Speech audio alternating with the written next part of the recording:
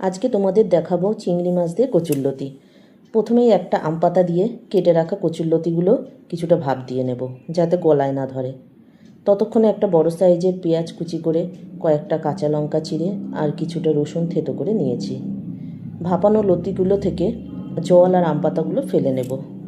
এবার কড়াইতে তেল গরম হয়ে গেলে একটা শুকনো লঙ্কা আর কালো জিরে ফোড়ন দেব। ফোড়ন চলে আসলে কুচি করে রাখা পেঁয়াজগুলো দেব। পেঁয়াজগুলো ভাজা ভাজা হয়ে গেলে থেতো করা রসুন আর কাঁচা লঙ্কাগুলো দেব। রসুন কাঁচা লঙ্কাগুলো একটু ভাজা ভাজা হয়ে গেলে আগে থেকে নুন হলুদ মাখানো চিংড়ি মাছ দেব। চিংড়ি মাছগুলো একটু নাড়াচাড়া করে অল্প জিরে গুঁড়ো জল দিয়ে ভিজিয়ে দেব। তারপর দেব নুন হলুদ চিনি। এবার একটু নেড়ে চেড়ে ভাপিয়ে রাখা কচুরলতিগুলো দিয়ে নাড়াচাড়া করে ঢেকে দেব। আমি কিন্তু আর জল দেব না।